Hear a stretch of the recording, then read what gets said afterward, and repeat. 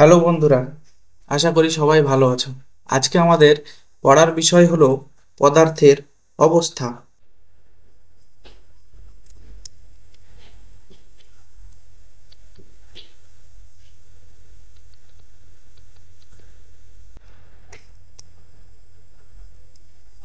হাতের লেখাটা একটু খারাপ, একটু ম্যানেজ করবে। তো আমরা জানি আমাদের পদার্থ বলতে আমরা কি বুঝি। পদার্থ হলো আমাদের চারপাশে আমরা যত কিছু জিনিস দেখি সেগুলোই পদার্থ। প্রত্যেকটা খাতা, বই, পেন, তোমরা যে জিনিসটার উপর বসে আছো, খাট বা চেয়ার বা মাটি, সব কিছুই পদার্থ। ঠিক আছে। এইবার এটা নিয়ে বহুত গবেষণা হয়েছে। পদার্থ যে আছে সেই জিনিসটা আসলে কিভাবে তৈরি, কি বা কি দিয়ে তৈরি। তো আমাদের ভারতের আগেকার যুগে যেসব দার্শনিক ছিল, ঋষিমুনিরা ছিল, ওনারা একটা তত্ত্ব দিয়ে গেছিলেন, যেটাকে বলা হয় পঞ্চতত্ত্ব। পঞ্চতত্ত্ব দিয়ে সব কিছু তৈরি। ঠিক আছে। তো আমরা জেনে নিব প্রথমে সেই পঞ্চতত্ত্বগুলো কি কি। এক নাম্বার, মাটি। দুই নাম্বার হচ্ছে জল। তিন নাম্বার হচ্ছে অগ্নি।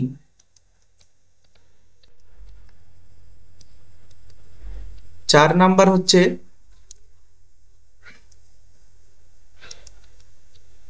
বায়ু। আর পাঁচ নাম্বারটা হচ্ছে আকাশ। তো এই পাঁচটি জিনিস দিয়ে সমস্ত কিছু তৈরি এই মহাবিশ্বে। এটা আগেকার দার্শনিক, ভারতীয় দার্শনিকরা এই জিনিসটা অনুমান করেছিলেন। কিন্তু পরবর্তীতে বিজ্ঞানের যখনই উন্নতি হয়, ধীরে ধীরে ডেভেলপ হতে হতে সায়েন্টিস্টরা এই জিনিসটি দেখলো যে আসলে পদার্থগুলো খুব ছোট ছোট কিছু কণা দিয়ে তৈরি, যেগুলোকে কণা নাম দেওয়া হয়েছিল। প্রাগ একজন দার্শনিক ছিলেন, তার নাম ছিল কনাথ। কনাথ দার্শনিক। তার নাম অনুসারে এই যে ছোট ছোট জিনিসগুলো দিয়ে তৈরি যে পদার্থগুলো, তার নামটা কণা করা হয়েছে। কণাদের নাম থেকে কণা এসেছে। ঠিক আছে। এটা একটা মোটামুটি একটা ইতিহাস গেল, একটা পদার্থ কিভাবে তৈরি, কি জিনিস দিয়ে তৈরি, এগুলো। আর আমরা যে এই পঞ্চতত্ত্বটা পেলাম, মাটি, জল, অগ্নি, বায়ু, আকাশ, এটা প্রাচীন দার্শনিকদের একটা অনুমান ছিল। কিন্তু বৈজ্ঞানিকরা বললেন যে না, পদার্থ আসলে অতি ক্ষুদ্র ক্ষুদ্র কিছু কণা দিয়ে তৈরি। ঠিক আছে। এইবার আমরা মেন বিষয়ে যাব, যে ধরো যে আমরা সাধারণত কি জিনিস দেখতে পাই। এই ধরো যে তোমরা যেই কলমটা দিয়ে লিখছো, যে পেনটা দিয়ে লিখছো, সেটা কি একটা কঠিন বস্তু, তাই তো? কঠিন, শক্ত আর কি। ঠিক আছে। তারপর ধরো যে তোমরা যে জলটা পান করছো, জল। তিন হচ্ছে ধরো যে রান্নাঘরের যে গ্যাস সিলিন্ডারে যে গ্যাস ভরা হয়, গ্যাস, সেইটা। ঠিক আছে। তো আমরা এই তিন আকারের পদার্থই কিন্তু পৃথিবীতে দেখতে পাই সাধারণত। সাধারণত এই তিন ধরনের জিনিসই কিন্তু দেখা যায়, অবস্থাটা দেখা যায় পদার্থের, পদার্থের অবস্থাটা। তাহলে আমরা বলতে পারি যে পদার্থের অবস্থা কত প্রকার হলো? তিন প্রকার। তিন প্রকারের পদার্থের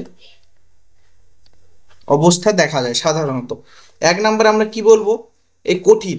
কঠিনটা তো কঠিনই থাকবে, এইটাই কঠিন জিনিস দিয়ে।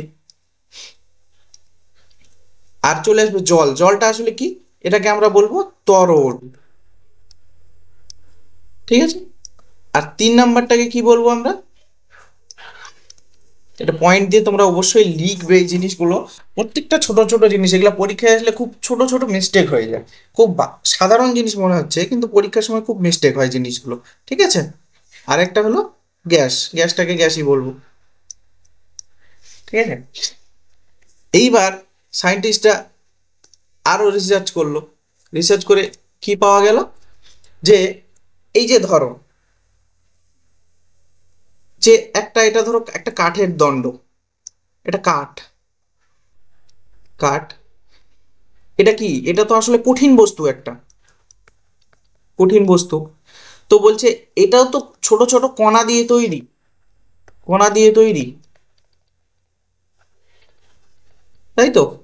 তো এর কণাগুলো কিভাবে থাকে, এর কণাগুলো যদি দেখি এই কাঠ দণ্ডটাকে, তো খুব, এই যে এটা ধরো ছোট, আরো ছোট ছোট হয়, ঠিক আছে, খুব ঘন আকারে একে অপরের সঙ্গে খুব লেগে থাকে। তোমরা কি দেখতে পাও কোন একটা কঠিন বস্তু বা কাঠের দণ্ড যদি নাও, এপার থেকে ওপারে দেখা যায়? দেখা যায় না। মানে একদম কনজেস্টেড, একদম খুব কাছাকাছি অবস্থান করে, খুব ঘনভাবে অবস্থান করে, ঠিক আছে। কিন্তু আমরা যদি এটা তরলের ক্ষেত্রে দেখি, জল ধরো, সেই ক্ষেত্রে এর কণাগুলো, এ ধরো যে একটা এরকম একটা গ্লাসে জল আছে, তো এর কণাগুলো কিভাবে থাকে, একটু ফাঁকা ফাঁকা থাকে একে অপরের সঙ্গে সঙ্গে, ঠিক আছে। আর আরেকটা অবস্থা কি পদার্থের, সেটা হলো গ্যাস। গ্যাসের ক্ষেত্রে কি হয়, এই ধর একটা সিলিন্ডার, এই সিলিন্ডারে গ্যাস আছে, গ্যাসের ক্ষেত্রে আরো ফাঁকা ফাঁকা থাকে এইভাবে কণাগুলো গ্যাসের, গ্যাসটা যে তৈরি এই কণাগুলো দিয়ে, সেগুলো খুব দূরত্ব থাকে একটা অপরটার মধ্যে, ঠিক আছে। তারপর সায়েন্টিস্টরা আরো বললো একটা জিনিস, যে পদার্থের যে কোনো অবস্থা হোক, সেটা কঠিন হোক, তরল হোক বা গ্যাস হোক, যে কোনো অবস্থাতেই পদার্থ যে কণাগুলো দিয়ে তৈরি, তারা সবসময় গতিশীল অবস্থাতে থাকে, গতিশীল করে, মানে একটু চলাফেরা করে। কিন্তু এখন আমাদের মনে প্রশ্ন আসতে পারে, বিশেষ করে কঠিনের ক্ষেত্রে, কঠিনের ক্ষেত্রে চলাফেরা কই করে, একটা বস্তু আমি হাতে নিলাম, নড়ছে না, চলাফেরা করলে তো নড়া দরকার জিনিসটাকে, কিন্তু নড়ছে না কেন? খুবই সামান্য লেভেলে, খুবই সামান্য, যেটা আমরা সাধারণ চোখে দেখতে পাই না, নগণ্য ধরা হয়, সেই লেভেলে কঠিনের কণাগুলো, কঠিন পদার্থের কণাগুলো নড়াচড়া করে বা গতিতে থাকে। তরলের ক্ষেত্রে কি হয়, সেটা একটু বেশি, তরলের যে কণাগুলো আছে তাদের গতিগুলো একটু বেশি, আর গ্যাসের ক্ষেত্রে অনেক বেশি। তাহলে কি হয়, কঠিন কঠিন পদার্থের কণাগুলোর গতি একদম নগণ্য, সেই জন্য একটা কাঠকে হাতে নেবে, তুমি কোনো কিছু যদি না করো, কাঠটা ওখানেই আছে, তার কণাগুলো খুবই কম, নগণ্য গতিশীল থাকে। কিন্তু যদি এই তরলের ক্ষেত্রে যাও, এই তরল, তরল একটা জল নাও এক ফোঁটা হাতে, দেখবে একটু করে নড়বে, তুমি একদম চুপচাপ থাকো, তাও জলটা একদিকে গড়িয়ে যেতে চাইবে, একটু ঢালু থাকলে অল্পতে, কাঠটাকে তুমি এভাবে ঢালু করে দাও, তাও একটু নড়বে না, নিচে পড়বে না, জলটা পড়ে যাবে, ঠিক আছে। গ্যাস, গ্যাস এমনি হাতে রাখো, কিছুই করতে হবে না, উড়ে যাবে, কণাগুলো গতিশীল তাদের বেশি, এভাবে পর পর কণাগুলো গতিশীল, কাঠের সব থেকে কম, তরলের একটু বেশি, গ্যাসের সব থেকে বেশি, ঠিক আছে। এইবার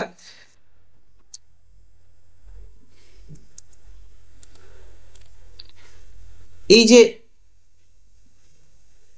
কঠিন পদার্থ আমি একটা নিলাম, ঠিক আছে, তার কণাগুলো গতিশীল আছে, খুব সামান্য লেভেলে গতিশীল আছে, তার এই যে কণাগুলো আছে, একদম মানে দেখা যায় না এদের কণাগুলো, একদম খালি চোখে কোনো মতেই দেখা সম্ভব নয়, তরলেরও তো সম্ভব নয়, কণা আসলে দেখা যায় না খালি চোখে, মাইক্রোস্কোপের মাধ্যমে দেখতে হয়। একই হিসেবে নিচ্ছি তরল, এইভাবে আছে তরলের কণাগুলো, একটা গ্যাস, গ্যাসের ক্ষেত্রে কি হচ্ছে, ফাঁকা, বেশি ফাঁকা, তার মানে এদের মধ্যে দূরত্বটা বেশি গ্যাসের কণাগুলোর মধ্যে। এইবার যদি, এবার আমি শর্তাবলী প্রযোজ্য করব কিভাবে, একটা কঠিন পদার্থ নিলাম, কঠিন পদার্থ, তাকে তাপ দিলাম, তাপ দিলে কি হয়, এইটা সবসময় মনে রাখবে, এটা একটা খুব ভাইটাল পয়েন্ট, একদম পয়েন্ট করে লিখে রাখবে, যখন তাপ দেওয়া হয় তখন পদার্থের কণাগুলির গতিশক্তি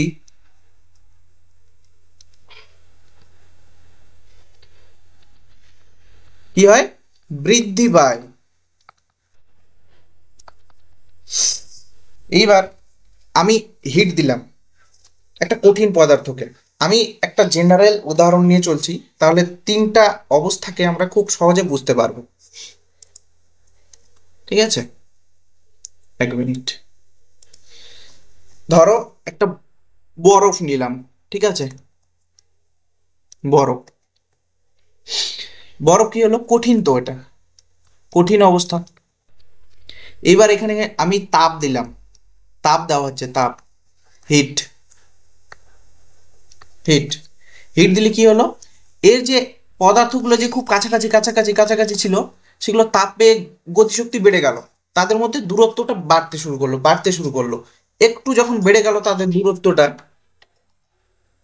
তখন আমরা কি করব, তখন আমরা পেয়ে যাব তরল, মানে জল হয়ে গেল।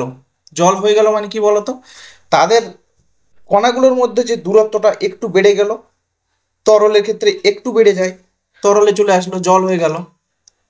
আরো তাপ দিচ্ছি, আমি তাপ দেওয়া বন্ধ করিনি, কি হলো, তাদের কণাগুলোর দূরত্ব আরো ফাঁকা ফাঁকা হয়ে গেল, তখন কি হয়ে গেল, এটা বাষ্প হয়ে গেল, বাষ্প। ঠিক আছে, বাষ্প। তাহলে আমরা কি বুঝতে পারলাম এখান থেকে, যে পদার্থের যে ছোট ছোট কণাগুলো থাকে সেগুলো সবসময় গতিশীল থাকে, সেটা কঠিন হোক, তরল হোক বা গ্যাস হোক। কঠিনের ক্ষেত্রে সেটা খুবই কম, তরলের ক্ষেত্রে একটু বেশি, গ্যাসের ক্ষেত্রে সব থেকে বেশি। এইবার আমি যখন তাপ দিচ্ছি, তখন কঠিন পদার্থটা, কঠিন পদার্থের কণাগুলোর গতিশক্তি আস্তে আস্তে বাড়ছে বাড়ছে, বেড়ে বেড়ে তরলে গেল।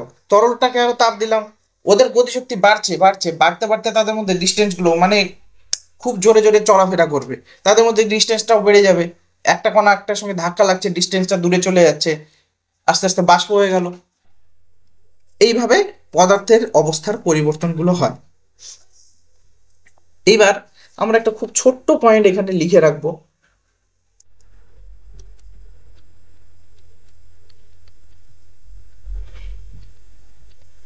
ব্যাপন কাকে বলে। যখন দুটি তরলকে,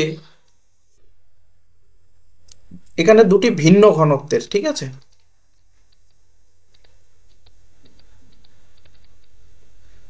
তরলকে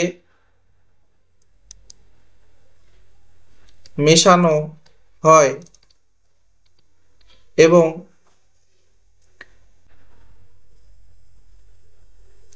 উচ্চ ঘনত্বের, মানে যার বেশি ঘনত্ব, তরলটি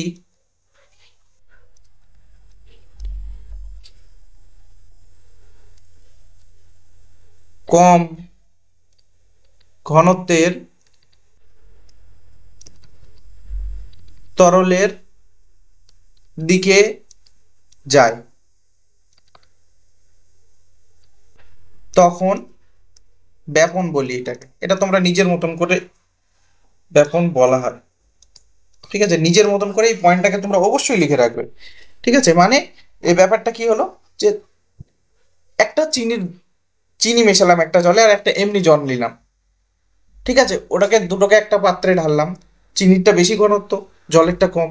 এবার কি হচ্ছে, চিনির যে বেশি ঘনত্বের তরলটা ওই আরেকটা পাত্রের মধ্যে দিয়েছিলাম দুটোকে একসঙ্গে, ওটা বেশি থেকে কমের দিকে গিয়ে দুটোকে সমান সমান করে দিচ্ছি। এই প্রক্রিয়াটাকে, এই যে বেশি ঘনত্ব থেকে কম ঘনত্বের দিকে তরলটা গিয়ে একসঙ্গে মিশে যাচ্ছে, এই প্রক্রিয়াটাকে ব্যাপন বলা হয়। ঠিক আছে, এটা একটা আলাদা পয়েন্ট, এটা তোমরা আলাদা করে লিখে রাখবে ছোট করে, নোট করে।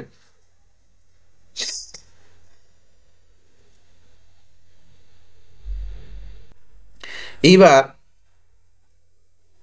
এই যে ব্যাপন জিনিসটা, মেশার ক্ষমতা, ব্যাপন মেশারই ক্ষমতা, তো একটা অপরটার সঙ্গে মিশে যাচ্ছে। এইবার কি হচ্ছে, কঠিনের ক্ষেত্রে কি হচ্ছে? কঠিন। আবার আমরা প্রথম জায়গাতে ফিরে যাচ্ছি। কঠিন, এদের কণাগুলির দূরত্ব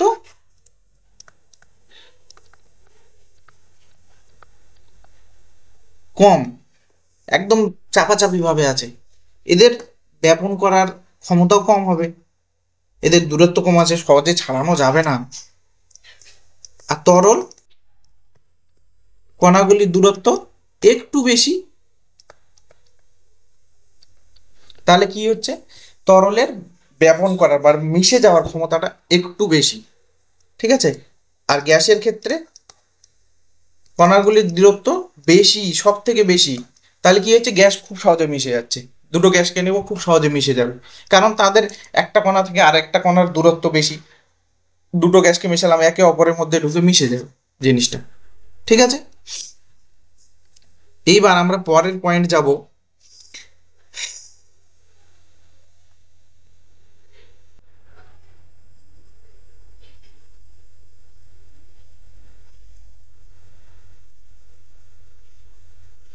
পরের জিনিসটাতে যাওয়ার আগে আমি আরেকটা কথা বলতে চাই, এক্সাম্পল কিছু, এই রেলওয়ের পরীক্ষাতে কিন্তু কিছু এক্সাম্পল ওয়াইজ কোশ্চিন আসে, এক্সাম্পল তুলে তুলে কোশ্চিন দেয়।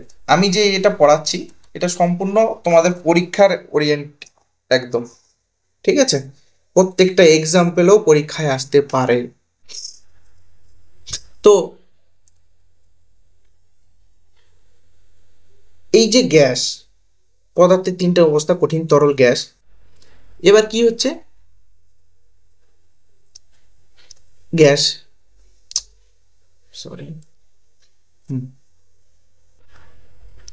এই যে গ্যাস, এটাকে যখন আমরা খুব প্রেসার দেবো, চাপ চাপ চাপ প্রয়োগ করলে কি হবে? কণাগুলো তো তার ছড়িয়ে ছড়িয়ে ছিল এইভাবে, এই যে এটা গ্যাসের সিলিন্ডার, ছড়িয়ে ছড়িয়ে আছে ফাঁকা ফাঁকা, ঠিক আছে। তা কি করলাম? এই সিলিন্ডারটাকে চাপ দিলাম, চাপ প্রচন্ড প্রেস করলাম কোনো মেশিন দিয়ে। প্রেস করলে কি হবে? তার কণাগুলো কাছাকাছি চলে আসবে আরো। প্রেস করলে তো কাছাকাছি আসবে জিনিসটা, তাই না? তখন কি হয়? জিনিসটা লিকুইড হয়ে যায়, তরলে পরিণত হয়ে যায়। এটা আমরা কোথায় দেখতে পাই বলো তো? আমাদের রান্নার যে গ্যাসের সিলিন্ডার থাকে সেখানে কিন্তু অনেকগুলো গ্যাস প্রচণ্ড চাপে লিকুইড করে রাখা হয়। তোমরা একটু যখন গ্যাস ভর্তি থাকে একটু নাড়াবে, দেখবে মনে হচ্ছে এদিক থেকে ওদিক যাচ্ছে, ওদিক থেকে এদিক যাচ্ছে, ভিতরে কিছু একটা, ওটা তরল আকারে থেকে যায় ভিতরে, কারণ প্রচণ্ড চাপে থাকে। কিন্তু যখনই চাপটাকে রিলিজ করা হয়, যখন গ্যাসটা বেরোয় দেখবে খুব জোরে বেরিয়ে যাচ্ছে, কিন্তু গ্যাস হয়ে যাচ্ছে তো। কেন? যখনই চাপ কমে যায় কোনো বস্তুর উপর থেকে, তখনই সেটা গ্যাস হওয়ার চেষ্টা করে, গ্যাস হওয়ার চেষ্টা করে, ঠিক আছে। তার মানে এখান থেকে আমরা কি বুঝতে পারলাম? এখান থেকে বুঝতে পারলাম যে একটা গ্যাসকে, মানে গ্যাস তো একটা অবস্থা পদার্থের, ওই গ্যাসটাকে সিলিন্ডারে, অনেকগুলো গ্যাসকে আমি খুব ছোট্ট জায়গার মধ্যে রাখতে পারছি। এই কারণে এখন আমরা দেখবে যে গাড়ি, অটো, এগুলোতে এখন সিএনজি, কম্প্রেসড ন্যাচারাল গ্যাস, এই ফুল ফর্মটা তোমরা অবশ্যই লিখে রাখবে। সিএনজির ফুল ফর্ম হচ্ছে কম্প্রেসড ন্যাচারাল গ্যাস। আমি এখানে লিখে দিচ্ছি সিএনজি, কম্প্রেসড ন্যাচারাল গ্যাস। আর এলপিজি, লিকুইফাইড পেট্রোলিয়াম গ্যাস। এটা কোথায় ইউজ করা হয়? সিএনজিটা গাড়িতে, কার, আর এটা বাড়িতে রান্নার কাজে, রান্নার কাজে, ঠিক আছে। তো আমরা কেন গ্যাসটাই ব্যবহার করলাম? কোনো কঠিন জিনিস ব্যবহার করতে পারতাম, কোনো তরল জিনিস ব্যবহার করতে পারতাম, কেন করলাম না? কারণ অনেকগুলো গ্যাস খুব চাপে প্রেস করে ছোট জায়গার মধ্যে রাখা যায়, ওই সিলিন্ডারটাতে, সিলিন্ডারের মধ্যে রাখা যায়, তরল হয়ে যায়, ঠিক আছে। এইবার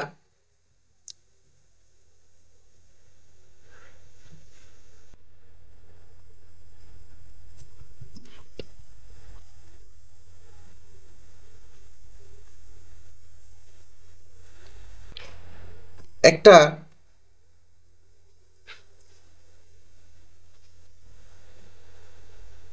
একটা স্লাইড নিতে হবে, 1 মিনিট একটু দাঁড়াবে।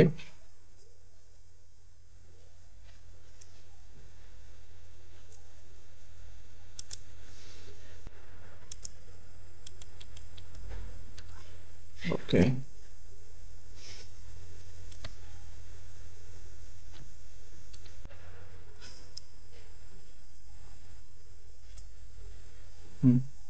হয়ে গেছে।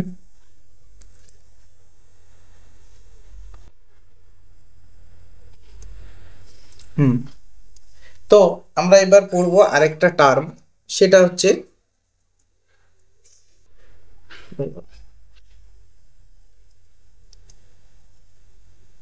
গলনাঙ্ক।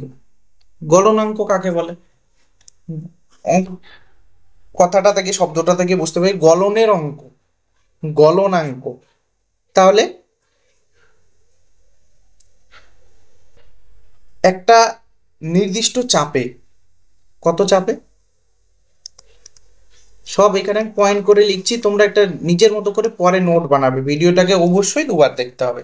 একবার তোমরা খাতা কলম ছাড়া দেখবে, তারপর খাতা কলম নিয়ে বসে নোট বানাবে, তাহলে তোমাদের জিনিসটা পরিষ্কার হয়ে যাবে। নির্দিষ্ট চাপে কত চাপ থাকবে? 1 ATM বলে চাপ। এটা একটা একক, যেরকম 1 কেজি 2 কেজি থাকে, ওরকম চাপের একক হচ্ছে ATM, অ্যাটমসফিয়ারিক প্রেসার বলা হয়। 1 ATM এটা এক, ঠিক আছে। নির্দিষ্ট চাপে মানে 1 ATM চাপে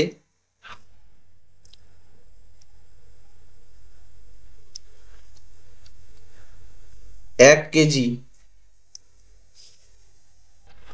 কোনো কঠিন পদার্থকে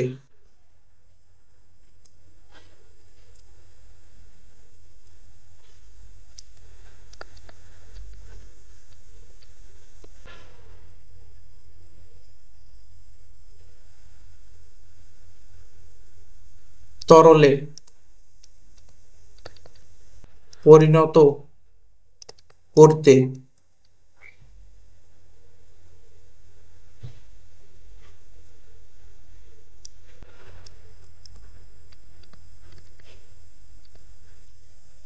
যে পরিমাণ তাপ শক্তি প্রয়োজন হয়, তাকে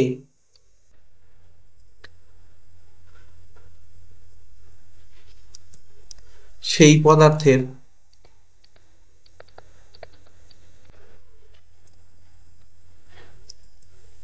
লীন তাপ বলা হয়। এবার তোমরা বলবে যে গলনাঙ্ক লিখলো, আবার লীন তাপ কেন লিখলো? গলনাঙ্কের সংজ্ঞাটা ঠিক এর আগেই আসে। কিভাবে আসে? গলনাঙ্ক মানে যে তাপমাত্রায়, যে তাপমাত্রায় কঠিন পদার্থ তরলে পরিণত হয়,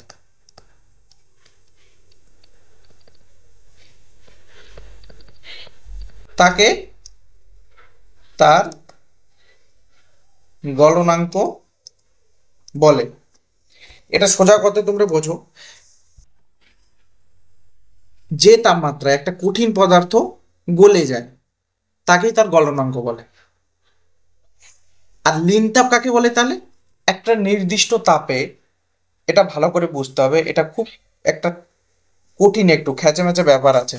লীন তাপটা আর গলনাঙ্কটা, গলনাঙ্ক জাস্ট গলে যাবে সেই তাপমাত্রাটাকে আমি বলবো গলনাঙ্ক। আর লীন তাপ কাকে বলবো?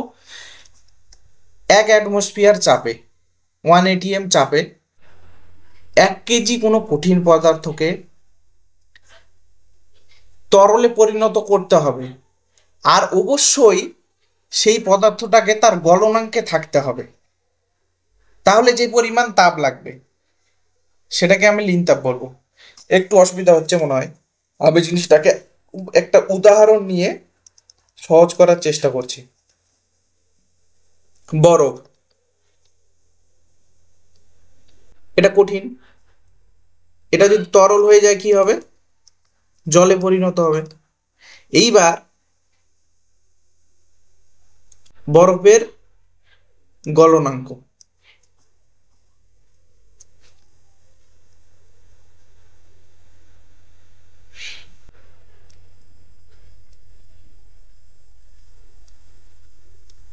অবাক হয়ে গেল না? 0 ডিগ্রিতে বরফ থাকে, জল কি করে হলো? 0 ডিগ্রিতেই জল হয়ে যায়। কখন হয়ে যায়?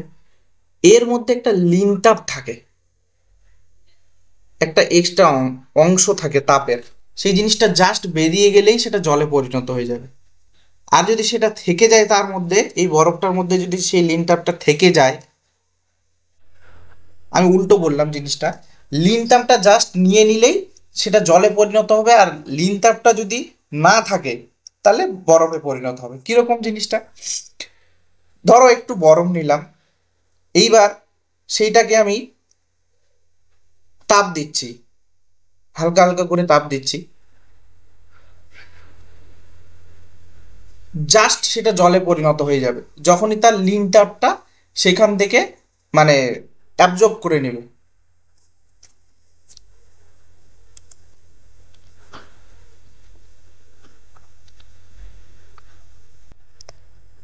বরফ দেখো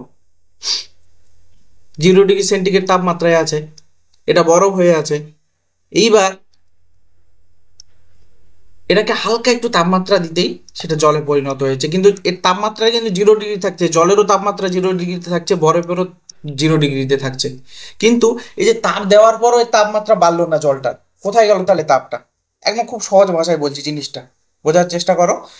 বরফ আছে, একটু সামান্য একটু তাপ দিলাম, সেটা জলে হয়ে গেল, কিন্তু দুটো টেম্পারেচার মেপে দেখছি বরফ আর জলটার, সেটা 0 ডিগ্রি সেন্টিগ্রেডই আছে।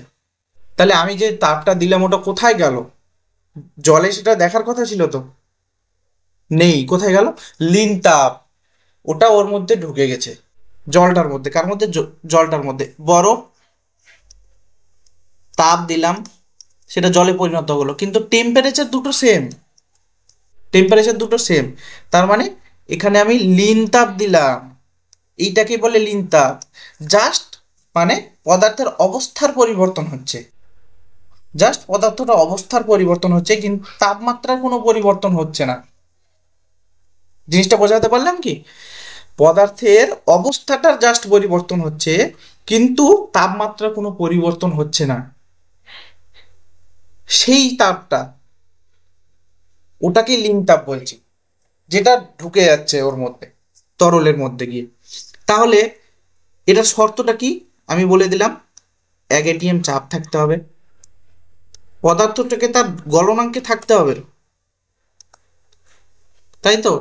আর 1 কেজি লিকুইড, এই 1 কেজি সলিড বা কঠিন, কঠিন পদার্থ হতে হবে। এই তিনটে হচ্ছে শর্ত, ঠিক আছে? এই শর্তটা থেকে কিন্তু কোশ্চিন থাকে, একটা গ্যাপ দিয়ে দিবে, একটা ড্যাশ চিহ্ন দিয়ে দিবে, দিয়ে গোটা সংজ্ঞাটা তুলে দিবে। একটি নির্দিষ্ট চাপে অথবা 1 অ্যাটমসফিয়ার চাপে 1 কেজি কোনো কঠিন বস্তুকে তার গলনাঙ্কে তরলে পরিণত করতে যে পরিমাণ তাপের প্রয়োজন হয় তাকে ওই পদার্থটার লিন তাপ বলে। জিনিসটা খুব সুন্দর করে তোমরা গুছিয়ে লিখবে, ভিডিওটাকে ওই জন্য বারবার দুবার দেখার জন্য বলছি, ঠিক আছে? হয়ে গেল, আমরা লিন তাপটা বুঝে নিলাম। এইবার এই বরফ থেকেই কোশ্চেন থাকে, আমি বললাম না উদাহরণ বেসিসে কোশ্চেন থাকে রেলওয়েতে, সেরকম বরফের লিন তাপ কত?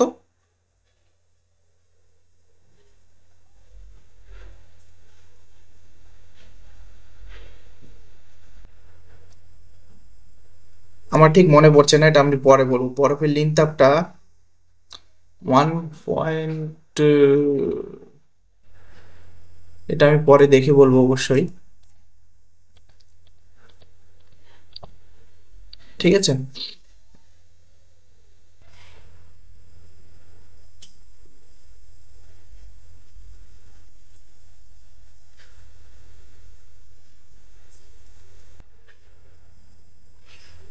এইবার আমি যে এখানে লিন তাপটা তোমাদেরকে বোঝালাম, এখান থেকে শুরু হলো যে আমি আরেকটা স্লাইড নিয়ে নিচ্ছি, বুঝেছো?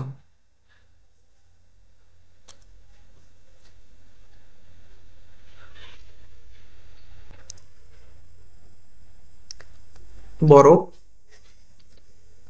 এখানে জল হলো, এখান থেকে লিন তাপ গেল। তাহলে এখানে একটা বড় কোশ্চেন, খুব ইম্পর্টেন্ট কোশ্চেন, ধারণা আসবে পরীক্ষায়, দেখে নিও।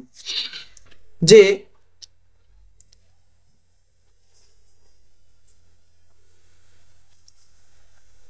একই পরিমাণ থাকলো, ঠিক আছে, একই তাপমাত্রা,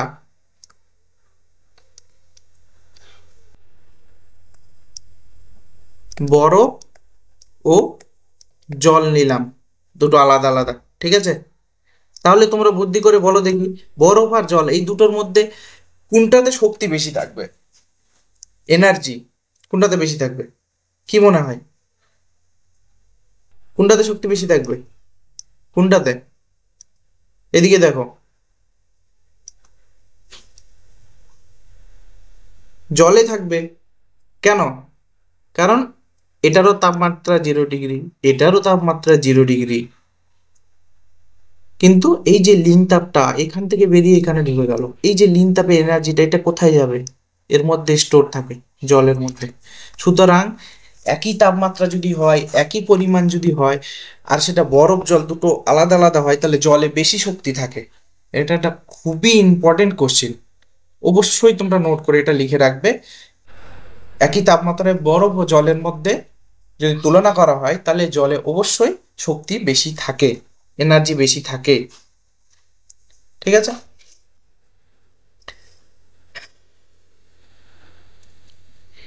এইবার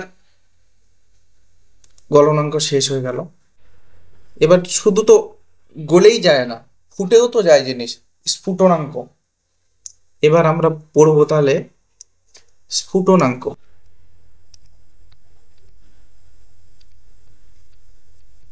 স্ফুটনাঙ্ক কি?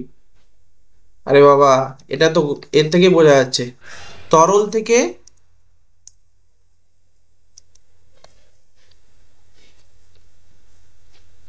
দাঁড়াও 1 মিনিট,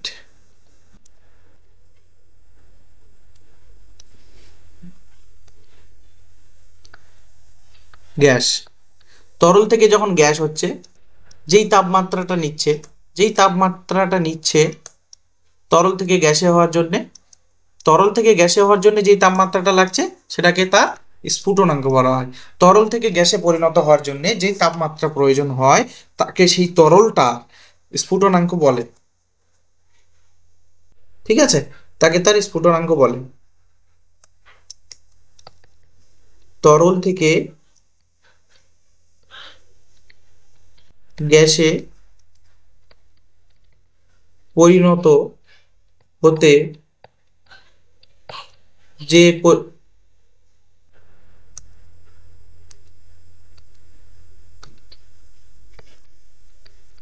যে পরিমাণ তাপের প্রয়োজন হয়, তাকে তার স্ফুটনাঙ্ক বলে, ঠিক আছে। এটা স্ফুটনাঙ্ক, এটা একটা খুব ছোট কনসেপ্ট। এই যে জলটা আছে, জলটাকে 100 ডিগ্রিতে করলে সেটা ফুটে বাষ্প হয়ে যায়, তো জলের স্ফুটনাঙ্ক 100 ডিগ্রি। উদাহরণস্বরূপ, উদাহরণটা লিখে রাখো, জলের স্ফুটনাঙ্ক কত? 100 ডিগ্রি সেন্টিগ্রেড, ঠিক আছে, অথবা 273 কেলভিন। আচ্ছা, আমার কেলভিনের কনসেপ্টটা একটু লিখিয়ে দিই, ঠিক আছে, খুব ছোট 1 লাইনের ব্যাপার। আমার স্লাইড নিতে হবে একটু, 1 মিনিট, ঠিক আছে।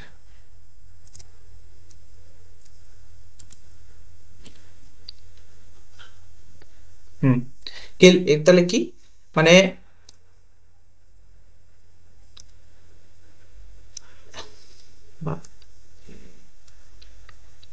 100 ডিগ্রি সেন্টিগ্রেড 273 কেলভিন, এটা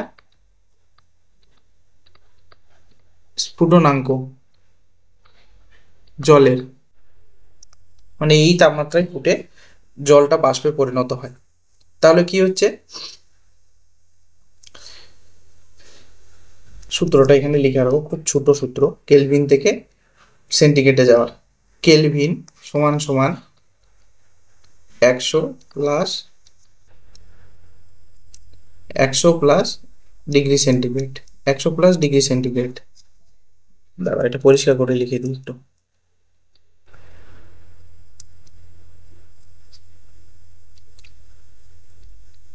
ডিগ্রি সেন্টিগ্রেড, এই যে এই সূত্রটা, মানে এই তো এই ডিগ্রি সেন্টিগ্রেড কত, 100 ডিগ্রি বসাবো, আমি শুধু বারবার ভুল করছি।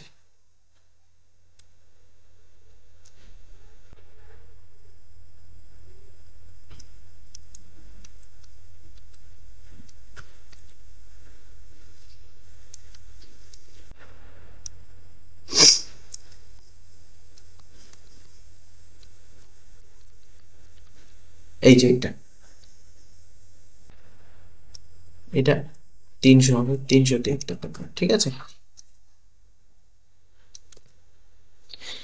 এটাই সূত্র, এখানে জাস্ট সেন্টিগ্রেডটা বসালে কেলভিন চলে আসবে, কেলভিন বসালে সেন্টিগ্রেড চলে আসবে, এইটুকুই। আর এটাতে নতুন কিছু শেখার কিছু নেই। এবার ছোট্ট একটা জিনিস আমরা দেখে নেব, সেটা হচ্ছে ঊর্ধ্বপাতন কি।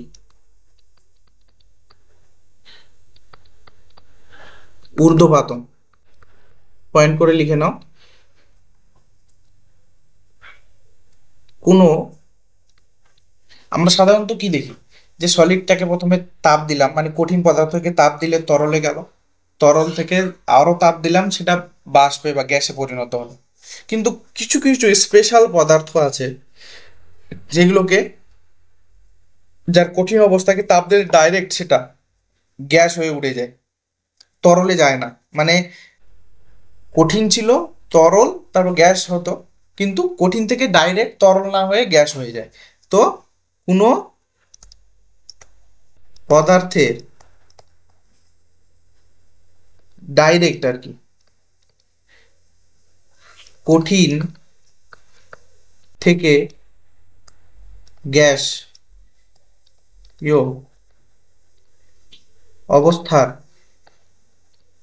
পরিবর্তনকে ঊর্ধ্বপাতন বলে।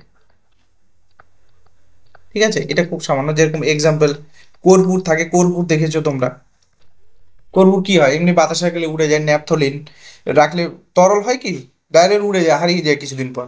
তো এগুলো, এটা ঊর্ধ্বপাতন, ঠিক আছে। আর ঠিক এর উল্টোটা পরের পেজে লিখছি।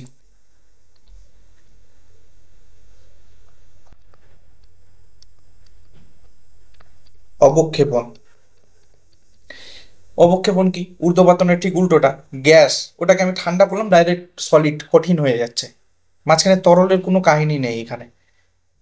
কঠিন থেকে গ্যাস হয়ে যাচ্ছে ডাইরেক্ট, তরল হচ্ছে না মাঝখানে, কিন্তু কঠিন থেকে ডাইরেক্ট গ্যাস হয়ে যাচ্ছে, ঊর্ধ্বপাতন।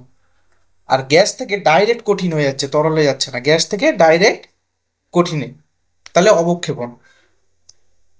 গ্যাস থেকে ডাইরেক্টলি একদম কঠিন, তাহলে ওটাকে বলবো আমরা অবক্ষেপণ। ন্যাপথলিনে এগুলোই হয়। একটা ন্যাপথলিন যদি বা কর্পূর যদি নেই, সেটাকে হিট দেই, একটা অবশ্যই কাঁচের একদম গ্লাসের মধ্যে করতে হবে, উপরটাও লাগানো থাকবে, হিট দেবো, এটা উঠে যাবে ডাইরেক্ট, তরল দেখতে পাবে না।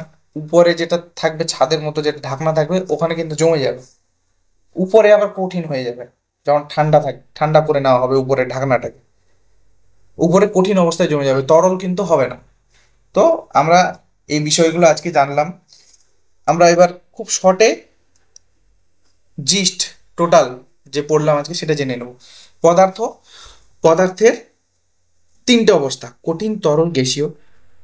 প্রত্যেক অবস্থাতে পদার্থের যে ছোট ছোট কণাগুলো গতি অবস্থায় থাকে, সব অবস্থায়। কঠিনের ক্ষেত্রে গতি কম, তরলের ক্ষেত্রে একটু বেশি, গ্যাসের ক্ষেত্রে সব থেকে বেশি। সেই জন্যে কঠিনের পদার্থগুলোর মধ্যে ডিস্টেন্স, একটা কণা থেকে, কঠিন পদার্থ তার কণাগুলোর একটা থেকে আটটার মধ্যে ডিস্টেন্সটা কম, খুবই কম। তরলের ক্ষেত্রে একটু বেশি, গ্যাসের ক্ষেত্রে অনেকটা বেশি কণাগুলোর মধ্যে দূরত্ব একটা কণা থেকে আরেকটা। এবার যখন তাপ দিচ্ছি তখন আরো গতিশীল হয়ে যাচ্ছে। এটা ধর্ম, কণার ধর্ম। যদি আমি কোনো পদার্থে যে কোনো অবস্থায় থাক, তাপ দেই, তাহলে পদার্থের কণাগুলোর মধ্যে গতিশক্তি বৃদ্ধি পায়। ঠিক আছে? তাহলে আমার সুবিধা কি হচ্ছে, একটা দুটো তরল নিলাম, ঠিক আছে, এখান থেকে একটা এক্সাম্পল দিই, দুটো তরল নিলাম, যে কোনো ধরো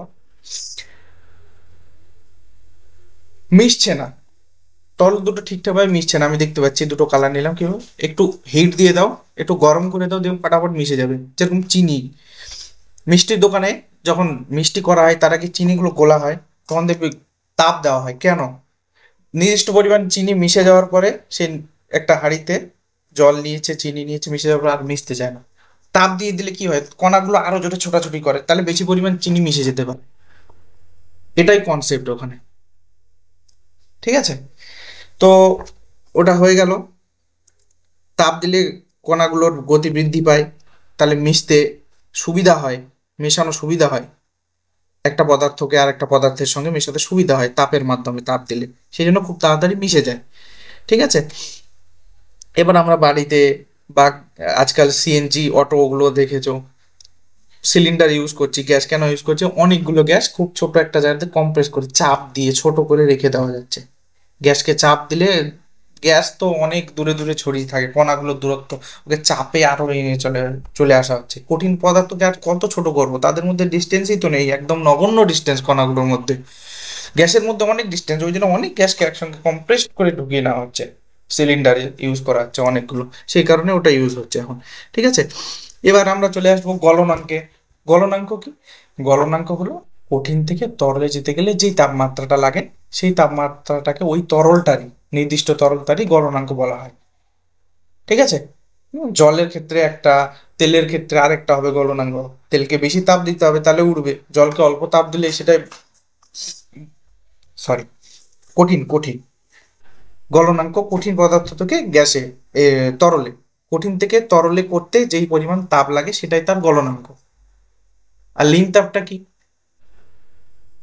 1 অ্যাটমসফিয়ার চাপে 1 কেজি কঠিন পদার্থকে তার গলনাঙ্কে, অবশ্যই তার গলনাঙ্কে অবস্থান করতে হবে, তাহলে তাকে তরলে পরিণত করতে যে পরিমাণ তাপের প্রয়োজন হয় তাকে, সেই পদার্থটার লিন তাপ বলা হয়। ঠিক আছে? অবশ্যই ভিডিওটা রিপিট করবে, লিন তাপের ওই জায়গাটা খুব একটু সমস্যা হবে বুঝতে পারছি, নাহলে পরে বললে আমি আবারও ক্লাস নিয়ে নেবো এটার উপরে। ঠিক আছে? আর আরেকটা ইম্পর্টেন্ট পয়েন্ট, সেটা হচ্ছে 0 ডিগ্রি তাপমাত্রায় বরফ হোক অথবা জল হোক, দুটো একসঙ্গে 0 ডিগ্রিতে আছে, কার মধ্যে শক্তি বেশি থাকবে? জলের মধ্যে, কারণ তার মধ্যে লিন তাপটা ঢুকে গেছে, লিন তাপ ঢুকেছে বলেই সেটা জলে পরিণত হয়েছে বরফ থেকে, কিন্তু টেম্পারেচার, তাপমাত্রা দুটোর একই আছে। আর যে এনার্জিটা বেশি বরফকে দিয়েছিলাম ওটা গলে বরফে চলে গেছে, এই জলে চলে গেছে। ঠিক আছে? তাহলে জলে বেশি শক্তি থাকবে। ঠিক আছে? এবার স্ফুটনাঙ্ক, তরল থেকে গ্যাসে পরিণত করতে যে তাপমাত্রার প্রয়োজন হয় সেটাই তার স্ফুটনাঙ্ক।